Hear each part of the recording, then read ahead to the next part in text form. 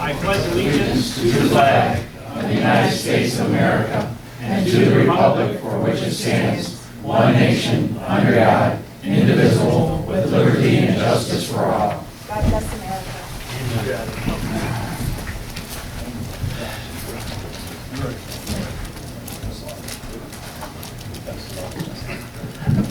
All right, welcome everybody tonight.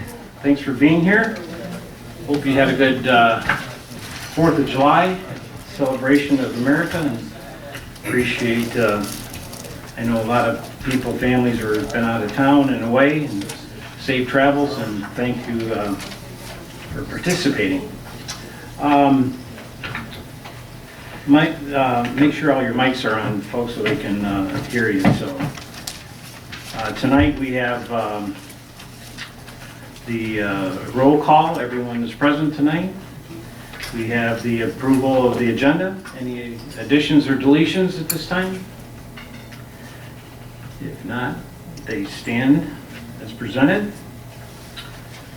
Comments tonight. I don't know how many here were at Flag Day, our annual Flag Day. It was a good turnout, and once again, we have some of the best volunteers and supporters that make that happen, and it just was a great day of celebration, even though the fireworks were rained out, but it was the following Saturday, and I heard it was a great time by all. So again, we just, if you see these people that are around, some of them have been on that committee for years, and we sure appreciate their willingness to serve, and they're always looking for more volunteers. So if you need that, call the office. We can point you in the right direction, and we can always use the help. So, okay, for our consent agenda tonight, Clerk Wensley.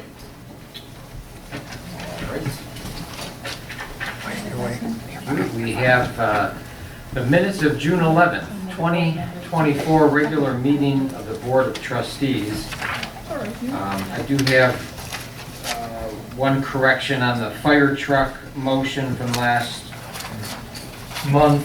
I need to correct it to say motion by Mr. Reeve and second by Mr. Whitaker. And then we have the disbursements for June 2024 out of the general fund of $111,212.50. We have the payroll of $49,797.25. We have the escrow fund, $6,609.00. Sewer fund, $11,382.74. The water fund, $615. MEDC fund, $199,541.71. Now for the invoices for the month of July, we'll have out of the general fund $95,498.82. Out of the escrow fund, invoices of $4,640. Sewer fund, $8,339.08. The water fund, $1,230.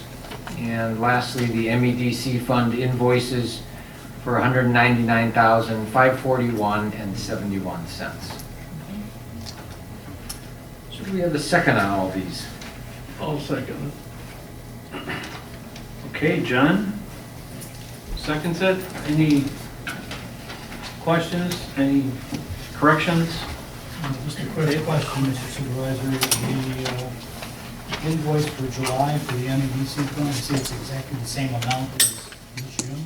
Is that because your billing is broken up to reflect that? Yes, it was, these were done at the beginning of July, so we had to put it in for, as a disbursement for June, and then the invoices for July. Okay, so in essence, we're not being billed twice, it's just a Correct. It's accounting issue. yeah. Thank you.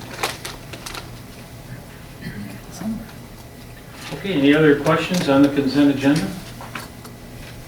Okay, if not, those in favor say aye. Any opposed? Motion's passed. Okay, on business items we have tonight, the fire department, the union contract. But I believe we've emailed all the board members. I don't know if you have any questions about it. The attorney Ed must be running late. I don't know where he's at, but he had reviewed it. The chief informed me today that they have not voted on the contract yet. They're currently voting on it, and they don't close until like another 4 or 5 days. All right. So, any questions? Any? Do you have any brief summary you can give us? Sure, Mr. Supervisor, thank you. Well, first of all, I want to thank Trustee Reeves and the Assistant Chief Yaconis sitting down with the fire department members to really, work through the contract. I think this is probably one of the more smoother negotiations because there really wasn't a lot of change to the existing contract. There's some pluses that I'll point out and some of the things that the union was asking for. So one of the things that's kind of nice about this contract's for 5 years as opposed to 3 years. So we're hoping that we're not coming back to the board and sitting down negotiating a lot. That takes a lot of time out of everybody's hands. So if this is approved by the board, it would be for 5 years. I would recommend that the board can, approve this contingent upon the fire department union approving it as well. I'll just go through briefly in the contract that is in the board packet. The biggest thing that the union was asking for was increased wages, based upon the fact that their wages have been held pretty steady from the last contract. They were looking for some increased wages to cover that. The other aspect that we have as a challenge is that the call volume, quite frankly, in this township has increased significantly. We're around the 700 plus calls per year, and all of our ladies and gentlemen that work on the fire department work other jobs. And so it gets a challenge to get somebody to get out of bed from 11 to 6 in the morning, realizing they're going to lose at least an hour or two of sleep, and then get up at 6 or 5 or whatever they get up to go back to work. So we tried to put some incentives in there for the firefighter to be encouraged to get out of bed to go. So if they get up between those hours, there's a kick and pay for them to participate. Because we've been finding basically it's kind of whittled down to 2 or 3 firefighters just getting up, and that gets to be a challenge when everybody's working jobs, as you're fully aware of. The rest of it, like I said, is mostly functioned around a pay increase, and you can see those over the 5 years. There was a minor omission that the appendix didn't roll the updated pay, so you've got those in front of you. They're correct in the contract, but the appendix was not correct. Our attorney had some minor grammatical changes that I'll submit to the union. I don't see those to be a challenge to get those to pass. I don't think there was anything significant. It was just some wordsmithing, so as attorneys are very good at, we'll pass that on and we'll probably get those approved, I don't see, without a problem. So thank you for that. It's always good to tighten the words up. We added the federal holiday that was approved about a year ago. That's in line with the federal declaration for that. And then I think the other big thing is we're trying to incentivize firefighters to be more participation instead of the stick where if you don't participate, we're gonna write you up and do things like that. We tried to say, okay, if you participate at 30% or 40% or 50% of run participation, that you would see that in your end bonus as an increased kicker. So it's not a significant amount of money in the overall schemes of the cost would be to the township, but it does help the individual, kind of encourage them to be more participation. And the nice thing is that bonus comes out right before Christmas, so it's helpful for them to go out and buy gifts for their family or whatever to celebrate the holidays. So we're trying to less stick, more carrot to get participation, and that's kind of where the contract was. I think the other thing that was asked by the union was the aspect of offering some schooling for paramedics. If someone wanted to take paramedic, it's always great to have a firefighter that wants to improve their skills to that really high level. We use them constantly in the township. We get some, believe it or not, some pretty critical calls, and it's nice to have that advanced care out there. Of course, they still operate at our level, but they're able to assist in that advanced care that HVA provides. So we're all encouraged. The goal was, though, is we offer that, pay for that, that they also stay with the township. We just don't give them the education and then they book and take off to another department. So our goal was to incentivize, yes, to take that, but also to render some service to the residents. So I think all in all, Trustee Reeves, did I miss anything that you want to add? No, I think that's all covered in there. So I'm hoping, they're in the middle, they're voting, they're very close to ending, they got like 2 weeks to vote. So I'm encouraged, I think they're gonna approve it, but if I was that good, I'd be at the racetrack picking horses. But I'm hoping that the board will approve it. There's no more racetrack, right? Is Is there any questions that I can answer for the board? Yeah, how long do they have to stay with Salem Township? It's specified, let me look that up for you, it's specified in the provision for paramedics. Do you remember? I think it was 3 years. From the beginning, yes. Yes. May take up to a year or two even to get certified, but they'll be here for a total of 3 years. Page 21. Thank you. And the other aspect that we put in there again is kind of some protection is that we're only paying for one. So if you don't pass it, we're not going to keep feeding the kitty there. And honestly, it's a very tough course to pass. You have, I think, a very high failure rate. And was that right with the 3 years? Yes, 3 years. It's on page 21. Yeah. Well, as I've said before, and I always have, I'm a great supporter of our fire department and the guys that participate and show up. I remember the case where somebody was very angry at you, but now you saved their life down the street from you, which you actually did. He was writing a book about it, and you know, a lot of people have comments sometimes on first responders, but I'm so thankful for you guys and thankful for the people that when you get elderly people, a lot of our residents are getting older, and when you need somebody, and you know, the joke is maybe 15 guys will show up. I'd rather have 15 guys show up than nobody at all. And it's a paid-on call, you know, 2 o'clock in the morning that phone goes off, I'm not so sure you might turn over and just go back to sleep, so it's challenging, I'm sure, and we do appreciate these guys a lot, so thank them if you see them, because they deserve it, so. Will do. Thanks, Jim. I don't understand why, but I missed something on the agenda, public comment. I apologize. I'm surprised somebody didn't yell at me about that. So this time we will have public comment, and then the attorney walks in, so be careful what you say. So. I'm not here, you mess up. Right? Anybody public comment tonight? Do you have a later session? I have a later one too, so either one's fine. We'll take the later. Okay. Anybody else? Yes.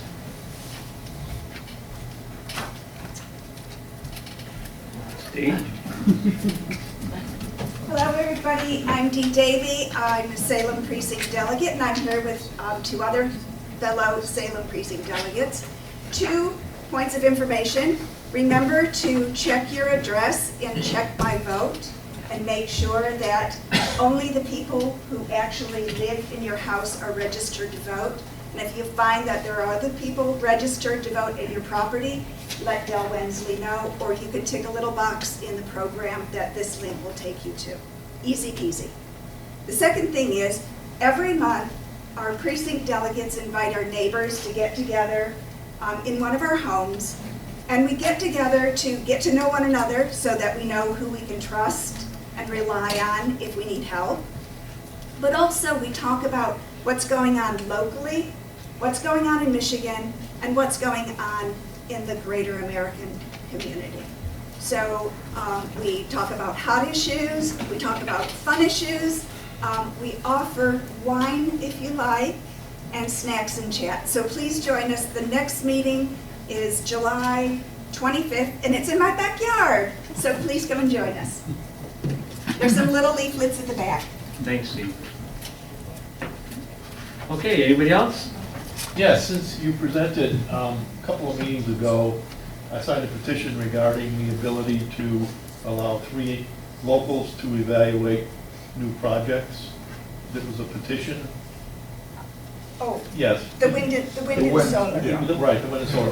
What's the status of that? Okay, so, the local, this was an ordinance, so this was, a petition to reverse legislation which took away the authority from our local townships to make decisions where wind and solar farms would be allocated.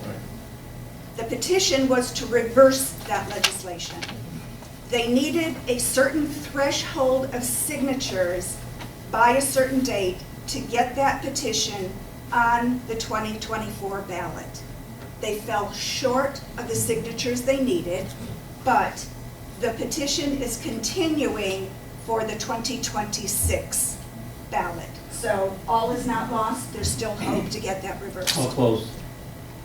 How close? Short? I don't know, I don't have the figures. I wasn't that involved in the project, I was just supporting it.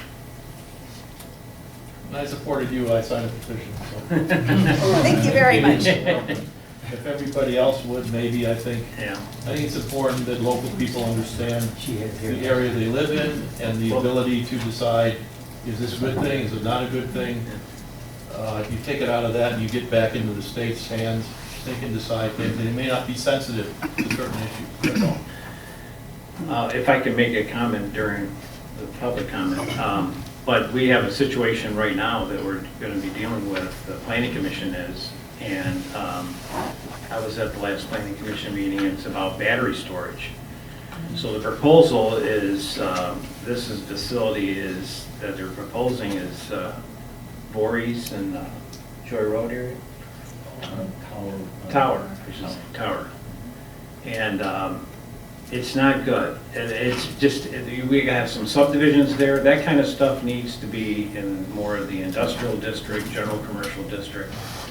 And they basically, I'm not putting words in their mouth, but they just basically said, well, if you guys aren't going to work with us, we're just going to go to the state once it gets passed. So that's a problem that we have because, you know, we've had. Who's they? It's a batteries, you remember the name of the company?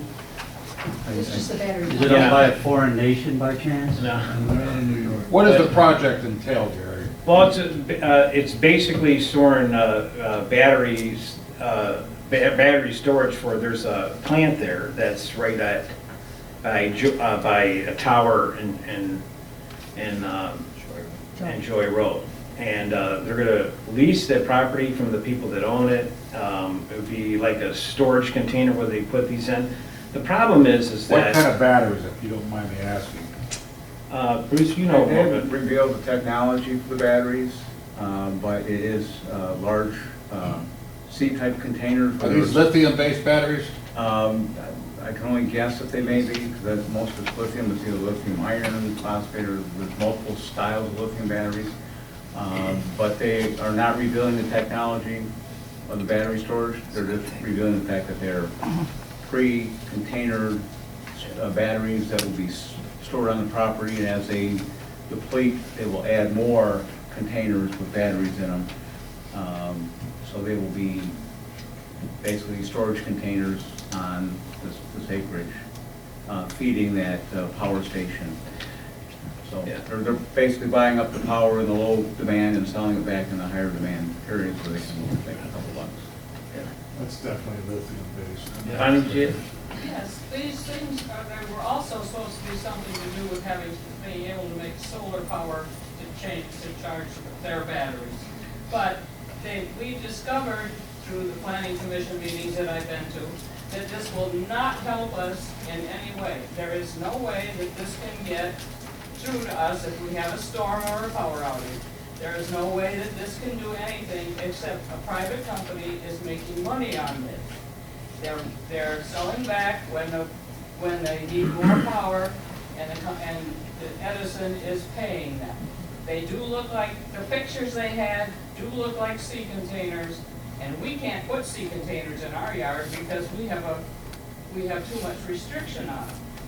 So if we have to, and I did hear what Gary heard, that the man from the battery company did say, well, we'll just wait and see what if you don't pass this pretty soon, we'll wait and see what the state does and take it to the state.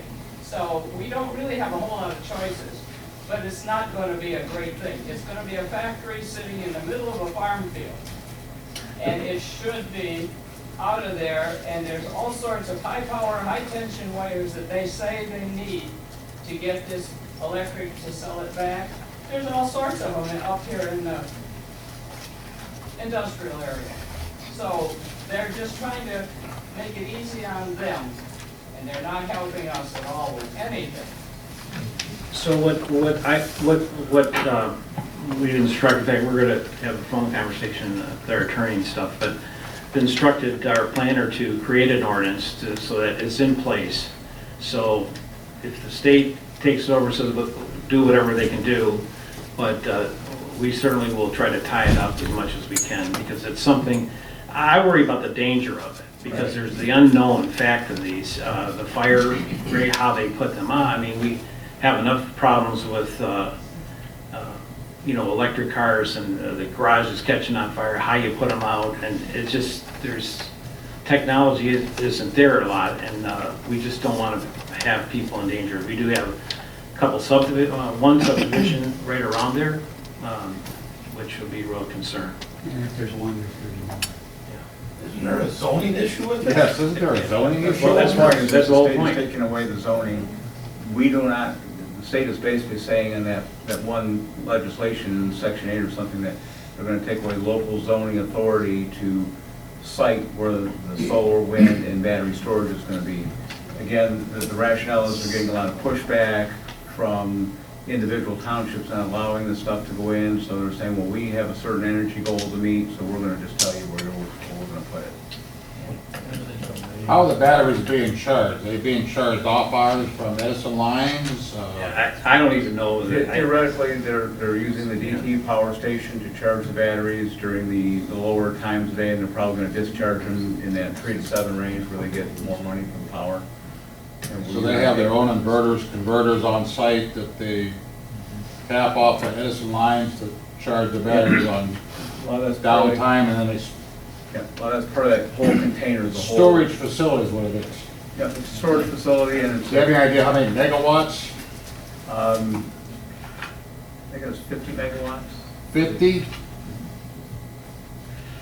I'd have to pull up their, from that board packet, I'd have to pull up the actual, if they submitted, but there's a threshold that the state has for the size that, once it hits that certain size, then they can dictate where it gets put.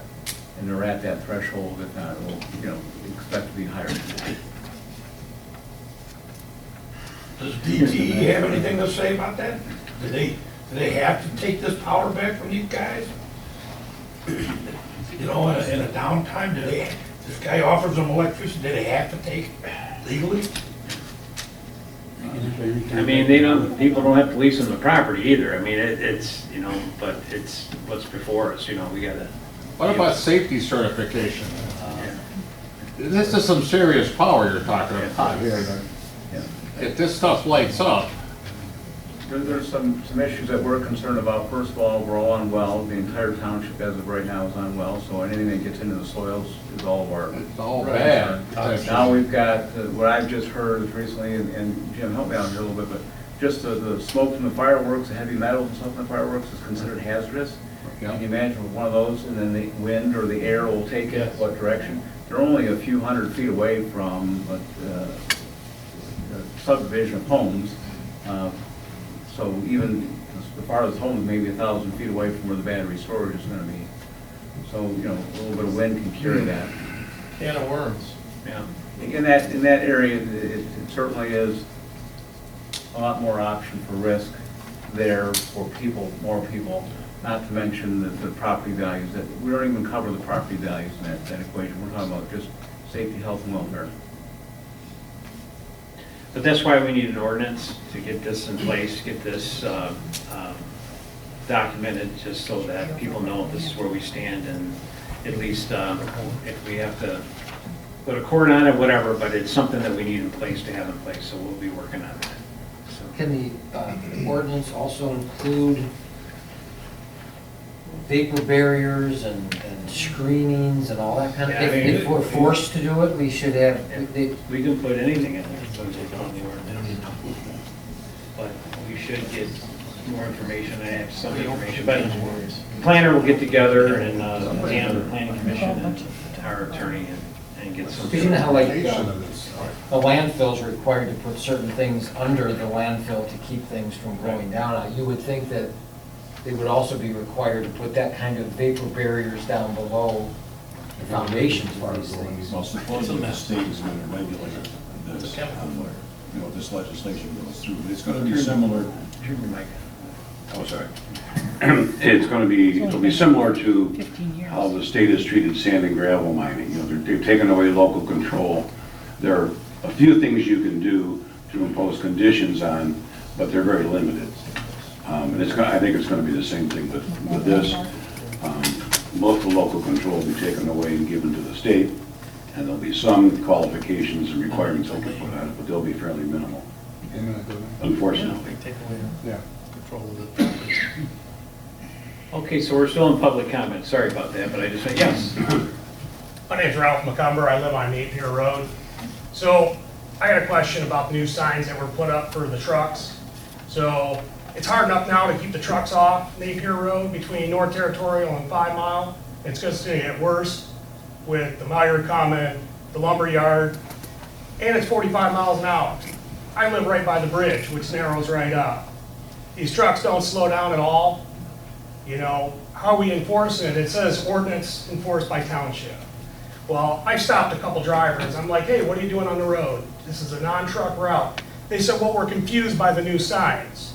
The new signs say, you know, tandems and doubles. Well, then, you know, they see that, and then they see the other sign with no trucks. So they're confused by it. So they said that the township wanted the county to put the new signs up because of the bridge. And I guess there's another culvert around the curve. So how do we enforce this with these trucks? I mean, yeah, we can call 911 all day long, Right. but the trucks are gone, Right. you know? I'm just curious. Yeah, understand it, and a lot of your neighbors, I have talked to them about it too. So the sign that's up there that the county put on, they have to put it on because the culverts that are failing, so they have to put the restrictions up there. It is confusing. We've talked to the road commission about it because, you know, it's definitely a route where there are no trucks allowed. But then they put these restrictions up because of the culverts, but they gotta have both up. We want our sign up and they gotta have their sign up. So they know what the problem is, but at the same time, when it says no trucks, there should be no trucks we've had pretty good cooperation with some of your neighbors there. I don't know if you know the Raymonds and some of them, but they have gotten numbers off of trucks. They have, there's GPS in some of our the Kalo trucks, the Tina Marie trucks and stuff, like you get numbers off of there, they have GPS, and you know, the drivers know that they're not supposed to be coming through that area if it's our people, you know, that live in that work in the township. But I'm sure there's other trucks that are using that route too, so. And the problem is, you know, we're 45 miles an hour, I'm sorry. Yeah. We're 45 miles an hour. There's kids Yeah. that live, you know, right there. So these trucks, they don't stop on a dime either, you know? So, And the problem with that is that the state regulates the speed limit, it's not the township, and it's, so it's difficult. let alone trying to, you know, cut your grass out there, weed whip Yeah. along the edge, Yeah. you know? So how do we enforce it? Just call the companies? Call Well, 911? we're doing that at the township, if people call us, and we are following through that, and then, you know, we have our deputies that are here, and I know Kyle, you are out there, you're trying. Yes, I'll speak to that a little bit. So as far as the signage, right, I think what he kind of alluded to is the county has to put out the maximum weight that's allowed on the culvert due to them installing it, due to them maintaining it, whatever. So if trucks were allowed on there, or if it's a local delivery for some reason, because you can't have local deliveries for certain things, right? They have to legally put that out there, because if a truck driver drives over it and it's overweight, well, you guys didn't tell me I couldn't drive over this culvert, minus the ordinances, right? The township ordinance of no truck route should trump that. So if you're seeing habitual companies, things of that nature, I give you my business card, shoot it to your neighbors, email me, text me. I can get in touch with like they are, those companies. Those tickets aren't cheap. So those companies don't want to pay those tickets. Right. I've been on Chubb a little bit more. I know Salem's an issue now.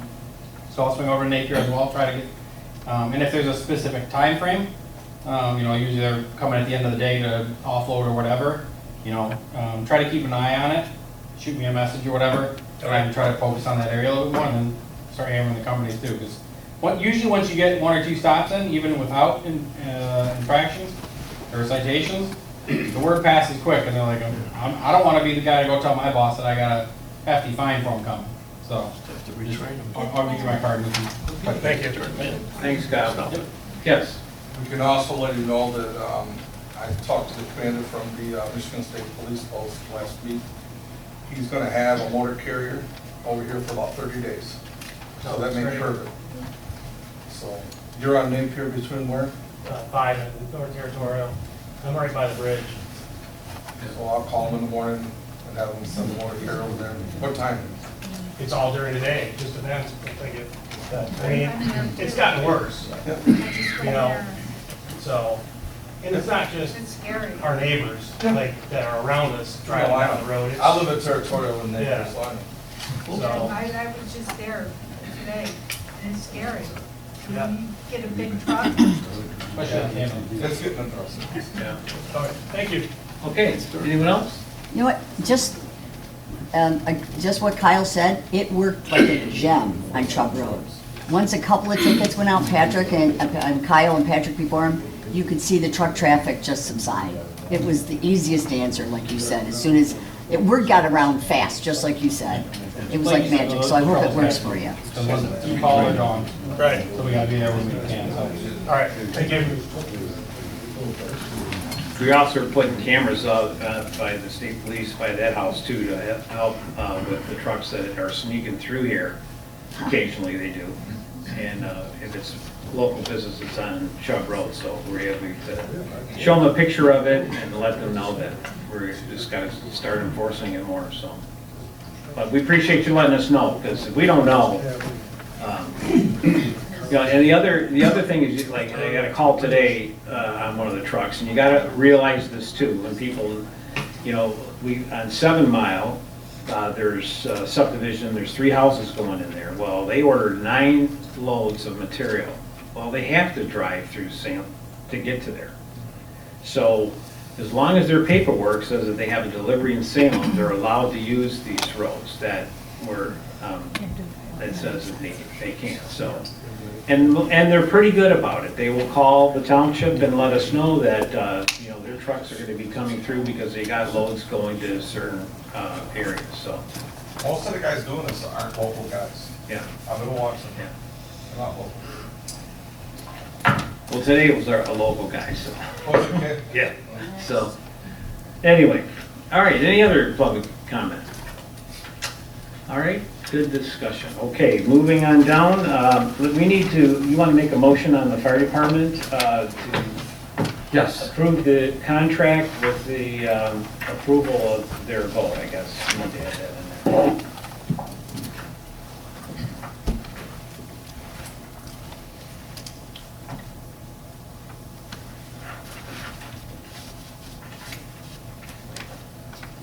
All right. I move that Salem Township approve the new union contract as detailed in the attached Salem Township Fire Department's agreement on the approval of the union vote. Is it going to be this week, or do you think? Yeah, I believe they're wrapping it up. Okay, we'll just say on approval of the union vote. Do we have a second on this? I'll second it, but I have a question, Mr. Supervisor. All right, Mr. Trent seconds it. You have the floor. Thank you. I have some initial concern regarding future budgets relative to this contract based on the proposed cost of living increases for years 3 through 5. I'm not opposed to the increases for years 1 and 2. I think that's very fair in light of recent inflation over the last year and a half or two. But going forward, I'm concerned about us adopting a rate increase that could be higher than what most communities have been willing to pay for this type of service. And I don't know if we might have an answer to this inquiry about how do we stand in the marketplace with friendly local townships in the county and even in Western Wayne County as far as pay rate for volunteer firefighters. I know it's we've got an issue and concern about retention and response, and obviously the incentive of pay helps with that. But again, I'm a little concerned about us committing to a potential higher rate of pay that might impact some budget concerns down the road. All right, any other comments? Jim, are we, I always thought we were, I might be spoken on it before, but isn't Salem one of the highest paid on-call departments? We are, and if I could speak to Mr. Trent's comments, and those are very valid comments, thank you for bringing that up. One of the things that we talked in negotiations is we put a cap on that so that it wouldn't go through the roof with the rate of inflation that's been historically occurring in the past couple of years. The other challenge that we have is if we look at our partners, if we look at our neighbors, we're starting to move into a call volume where you really need to start looking at shift work. We're getting into the 700s. You look at Northfield, you look at their call volume, and that's the challenge that we're having is we're up to 750 calls a year. That's literally 2 a day. And that's a challenge that when I started in the department, we were in the 200s that we've gone up. And that's after shedding calls. We don't go on every call. We turf out calls that we feel that we're extra manpowers like psychologicals or threatened suicides where there's no actual harm done, but just threatened. So we're still shedding, trying to shed numbers. We are, as the township supervisor said, we are the highest, and part of that is you also look at the retainability in our department and the seniority. We don't have the changeover that our neighbors do. Probably the vast majority of our firefighters have got 15, 20 years on this department and haven't left. And so that's one of the benefits of having that higher pay rate. If I could pose an additional question to Treasurer Reed. Bruce, you shared a quick comment to me before the meeting about potential budget increase for, and I just wanted to make sure I understood, was it for year 1 or over the life of the contract, the percentage amount that you shared with me before the meeting? What I shared was that we started out with negotiations they were asking for, but that number is over the life of the contract. There is a cap, by the way, as was mentioned before, 5% on the. So even with that higher rate potentially in years 3 through 5, we're really talking about the impact on the wage line item, not the entire budget as a whole. That's correct. Okay. Thanks for clarifying that. There was a number of calculations done by both sides just to again, as it relates to the budget, and actually wages are only based on the calls, that it's not as impactful. Even the evening calls are not as impactful.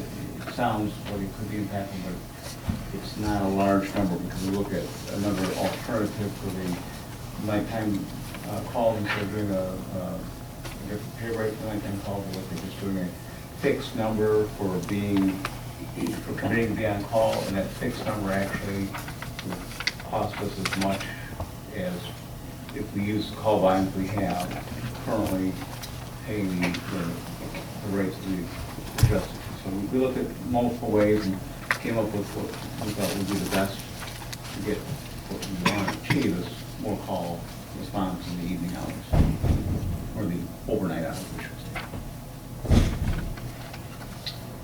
Okay, any other comments?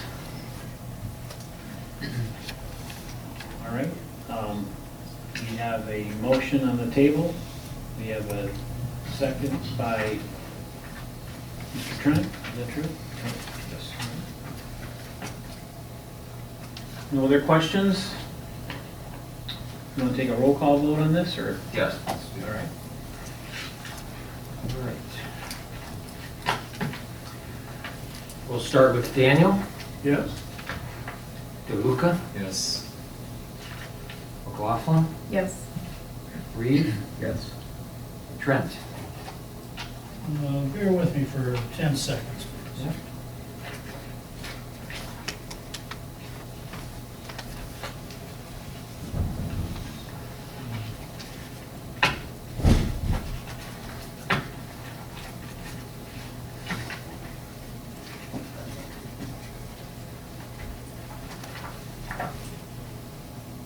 Yes.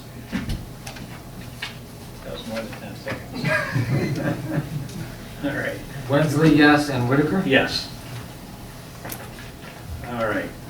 Thanks, John. Thank you. Thank you Okay, for supporting me. so we're down to, any other reports for the fire department? Just that we're on track virtually for the number of calls that we had last year. We did some calculations, kind of looked at some dates, and almost the same number of calls that we had at this time last year. I think the residents have pointed out the increased traffic due to probably the construction, and we're still seeing a lot of pass-through traffic. So we're seeing, unfortunately, we're seeing a few crashes at those roundabouts, slower speeds, which is nicer, but just as everybody said, we've seen more traffic. So unless the board has any other questions on the report. All right, thank you, Chief. Thank you. All right, so on the agenda, board discussion tonight, want to talk about some updates on some zoning issues and conditional uses. I know the Planning Commission has been dealing with a few of the issues, and we've had our attorney work on this, and we've had some questions about people approaching us about some certain businesses in the local commercial district, and how do we allow some of these, and how can we maneuver without changing the written ordinances that are out there. So I can just start by giving just an example, if I can. At the last Planning Commission came up on a couple issues that, or one issue that we had. One is at Territorial and at the roundabout, Territorial and Pontiac Trail. We have the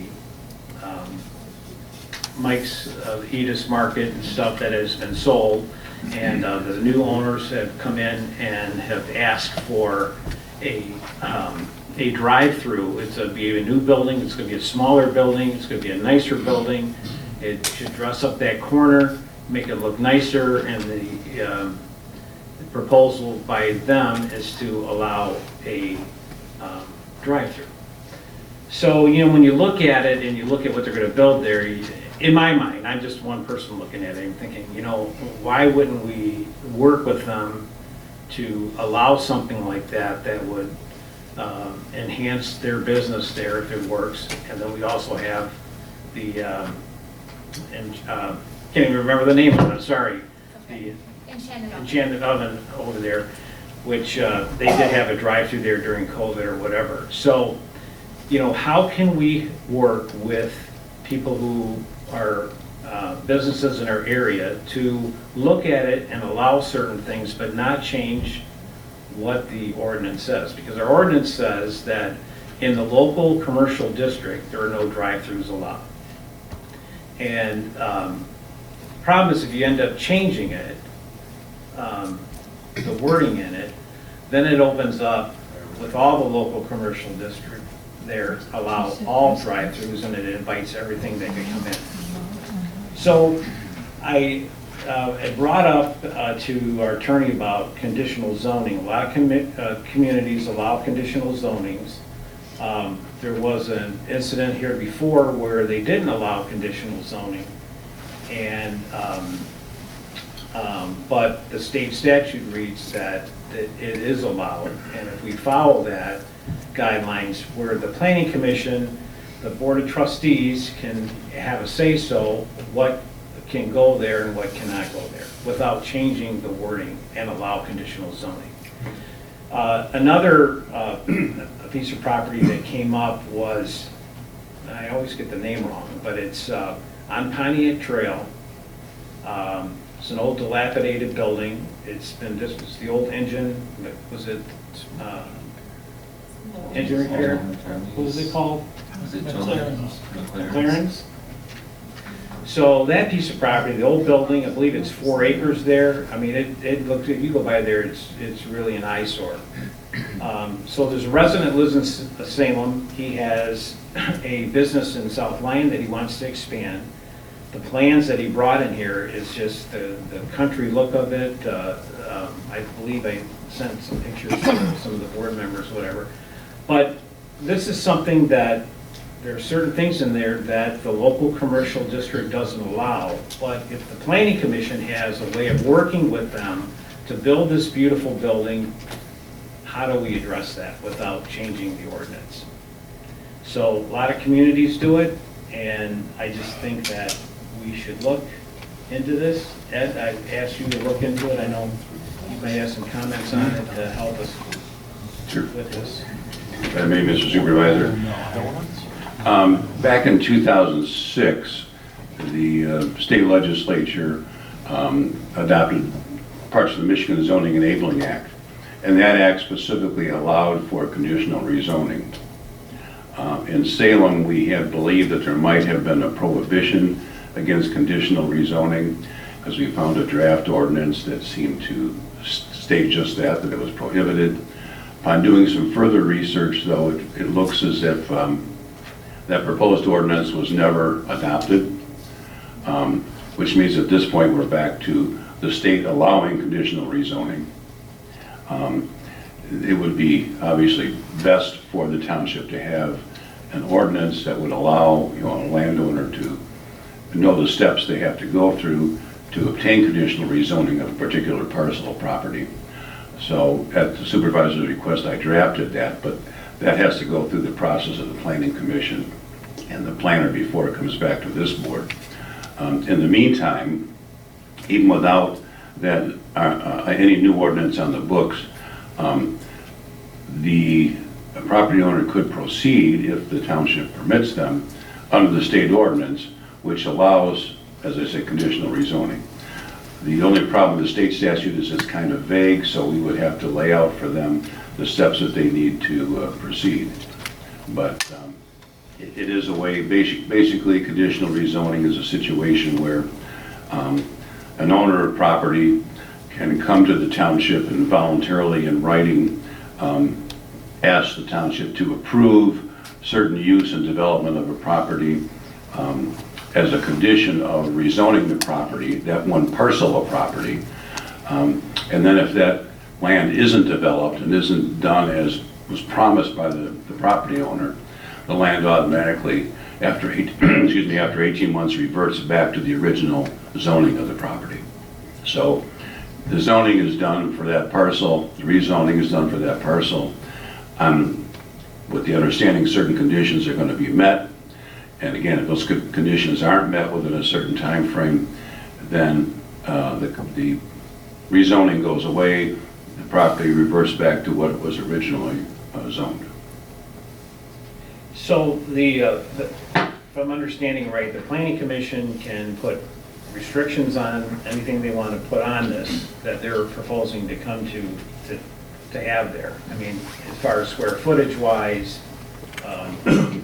proper screening, type of building. I know the planning commission and those of us on the board want to try, what comes our way to try to keep it still the rural feeling of Salem when somebody moves in. I know some people don't like to hear the rural character, but it's still, we try to, have you seen this building that this guy wants to put up? It's just, it really fits in to what I believe what people would really love to see to fix up that area, so. Just to correct what you said, the ordinance is written, I mean, the statute is written in such a way that the township can't put the conditions on the property. The owner has to come forward and say, here's the conditions I'm going to put on the property. And then it's up to the township, the planning commission of the township to approve it. So obviously, there's going to be discussion along the way. Right. If the planning commission thinks certain things should be done, they can make suggestions, but it's up to the property owner to come back and say, here's the conditions I'm willing to allow to be imposed on that property. All right. So anyway, that's kind of what we're working on to see just, but the other issue is that if any of these come to the planning commission and they come to the board, I believe there would have to be public hearings on it. Yes. Just so that people are notified that live around there, so that just not something else. Exactly. It still has to go through the whole site plan approval process for that township. Okay, any other questions, board members? I know we've talked a little bit about it, but I just think if there's some way that we can help some of these places and clean up some of the areas and still have something that looks well in our town, I think it'd be good to work with. And with the drive-throughs, of course, the drive-throughs, basically, they have to get approvals from the county that they have enough space. That all has to be done too, so. Anyway, any other comments? Any comments for the public about it? Just want everybody to know about it, what we're thinking. Just Yes. curious, what's the proposed drive-through? What is it? Is it selling hamburgers, No, donuts? they sell liquor there, they sell liquor there, right? They do. Yeah. Well, it's the party store, whatever's in there. So what would go out the window? Liquor, beer? I mean, what's the delivery? What's the pickup? I don't know, I just did a drive-through. I mean, whatever sells there, if you want to buy it, if you're allowed to buy it, I'm sure. So anything in the store, they would be considered Well, I don't know. I mean, I don't know if Drive-through? liquor can be sold out of drive-through, but I'm sure we can find Supposedly they out. got okay to put gas station there too. Is that gone now? No, that's part of it? That's part of it. No car wash. No car wash, no oil change. Jancy's always been good there. Yeah. So that's you could that's a good. But again, that was when it talks about the gas, that was the thing that we had worked on, or the planning commission worked on, but it allows for the local commercial district to have gas stations, which it didn't before, so. But think about this. Edis used to have a gas station there, so. Any other comments about it? Mr. Supervisor? Yes. I just want to get clarification, the information that our attorney has drafted for our packet for review and discussion tonight, is this word for word that might come forward at next month's meeting or a future meeting? I don't know what was in your packet. If it was I guess I asked that supervisor what he included. If it was a conditional rezoning proposed ordinance, yes, that would be what the board would ultimately be asked to approve, subject to any modifications of the planning commission.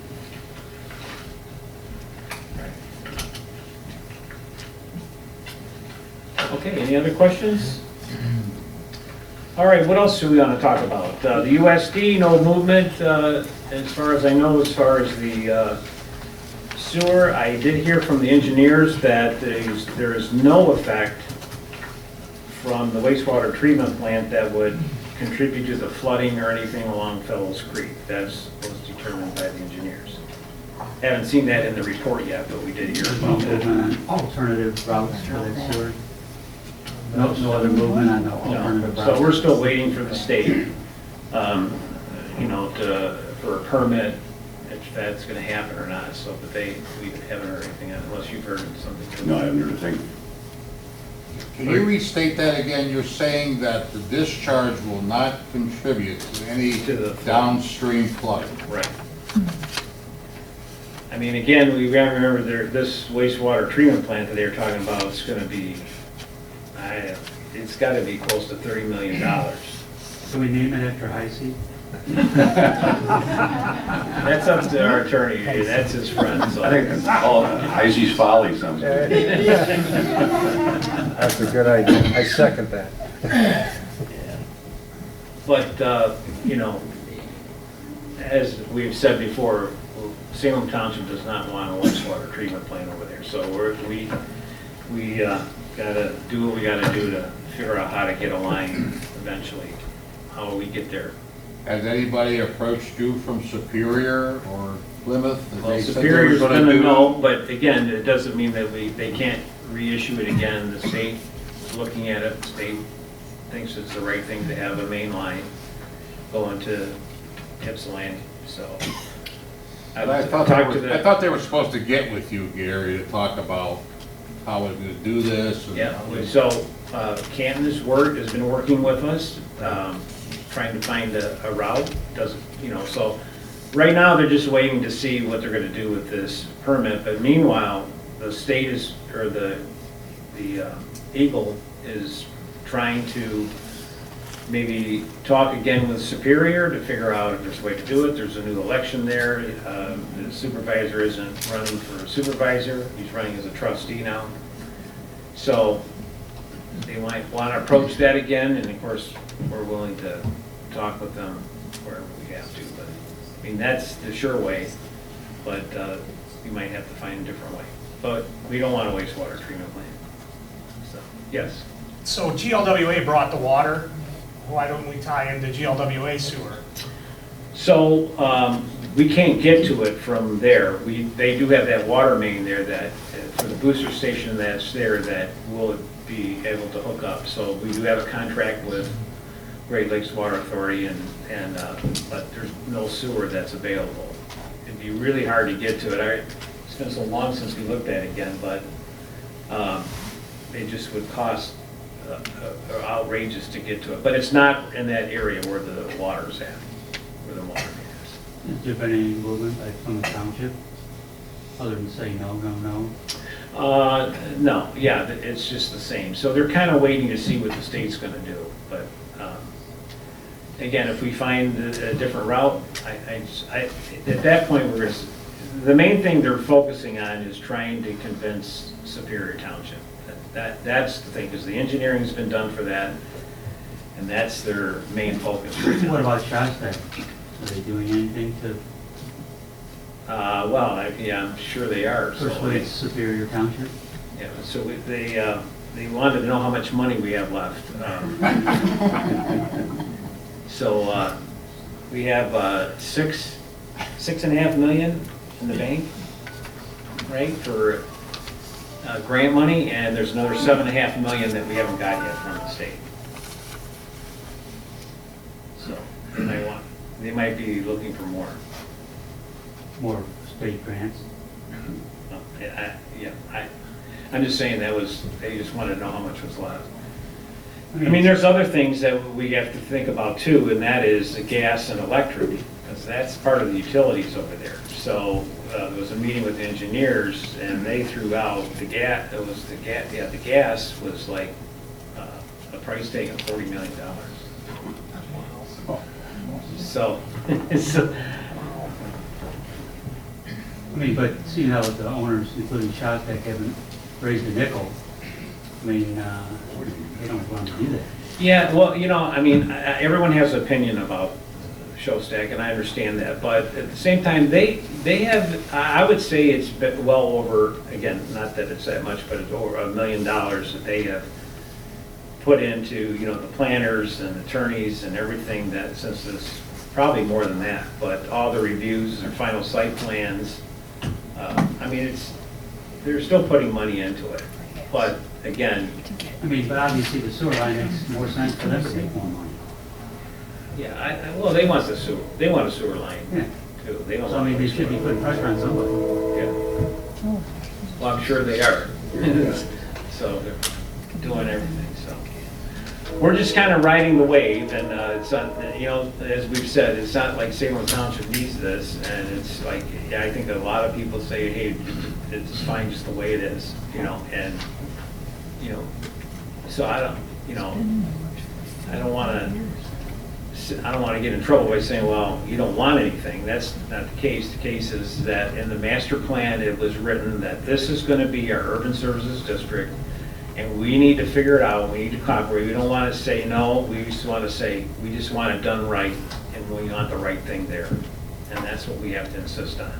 So we're just trying to drive that ship to make sure it's done right, so, if it happens. So, Gary, is there a time frame with the state that they have to On- deadline? yeah, what's our dates? Do we know any dates on the timeline of the money? Of the permit, actually. The permit, no, unfortunately, there's not. Of what? There isn't, of the permit for the wastewater treatment plant. No. However long it takes them to make their decision, if they can sit down. I was talking about the From grant time of money that's left. application, there's no. I think Reggie's asking about the I'm asking timeline about of the the wastewater permit, though. The permit. Oh, how long? If the state's got a deadline that they have to come forward and say yes or no. There isn't any, no, at this point. But I think they want to do, in our conversations, they want to figure out the right way to do this too, and the right way is to get a sewer line, not, so. I'm glad that they're hearing us loud and clear. I guess to follow up, what is the deadline for the grant money for that last 7 million? Do you remember that? It's, I think January of 2025. So 7 I months. thought it was September of 2025. Okay, it's in 2025 but I don't know exactly. For us to receive. I think it's September 1st, 2025. Because we have to spend that money. We have to spend the 6 million that we have before we can apply for the 7. Right. So if there is a time. Yeah, it's time sensitive. Yeah. We've gone, before we've gone through this and they have extended it, not saying that they will, but if we get to that point, we need to address it, so. We'll keep working on it. All right, anything else tonight? Any other, we got public comment now? Yeah, Mr. Supervisor? Yes, I'm sorry. I wanted to interject one item. I saw over the weekend on MLive a report that the city of Ann Arbor and the county have partnered together to acquire some land preservation properties on Joy Road in our township. And I see we've got some members of our land preservation committee here, and maybe they might be able to clarify one issue that I was concerned about when I read the article on MLive. The property is the DeForest farm on Joy Road near Tower. And it looks like there's some property that might be directly across the street in Superior that is being acquired as well for land preservation purposes. But the one thing that caught my eye in reading this article was that the reporter indicated that a certain amount of the property was being preserved, but then another parcel around the DeForest farm was being reserved for potential development, which could include a solar facility. And based on our discussion we had earlier tonight about solar and battery and wind and the lack of local control, I just wondered how accurate that report was, and if there is indeed some discussion by a developer that is trying to possibly get some of that DeForest property as well for some sort of utility. Arlene, who owns the property, they have been talking to people about that, but, I mean, I don't know where they're at on it, but she has said that they have approached her. That's probably what it was. Based on that article, we did show a map of the property, and it did show a notch out of the property directly across from the current power station on Tower Road. So there's a block out that is not included, which is directly across from that Tower Road power station. So we're actually talking about the potential impact of two different parcels, one that's the DTE, high wire lines, and then a portion of the DeForest property across the street. Is that right? Okay, thank you. Okay. All right, anybody else? Public comment? Yes. Where do you want me? You're good right there. Talk loud so we can hear you. All right, super. My name is, thank you so much for the opportunity to introduce myself. My name is Rob Zimmerman. I'm a candidate for county treasurer, resident of Pittsfield Township, and wanted to first compliment the room because I was at a township meeting last night, about 50 people at it. Temperature was pretty high, and where you folks have definitely combined as a community to do the joint problem solving, very civil, very convivial. Again, it's a tribute to your township, and truly the people reflect the, what I'll call the pastoral atmosphere of your landscape and geography. So again, just thank you for the opportunity to speak here. I go to a lot of county commissioner meetings, and if there's any common themes that I notice there, one is taxing, the other is spending. And that's not a surprise given the makeup of that Board of Commissioners. And a couple of issues that I think from a treasurer standpoint that can be brought out to improve the livelihood of all of us are our county has a $20 million line of credit and it's seemingly perpetual to cover delinquencies for payment of property taxes. Certainly inflation has kicked up the interest rate on that to where at 5% interest rate on 20 million, yeah, we can do the math, that's $1 million.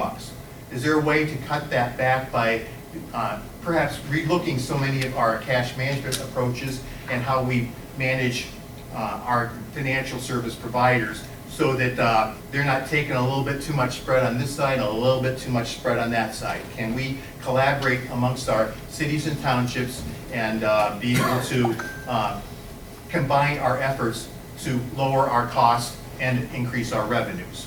I'd also like to look at the $1 million that we spend just administering a foreclosure process. Again, both $2 million, that's stuff that provides no value to us taxpayers or to anybody.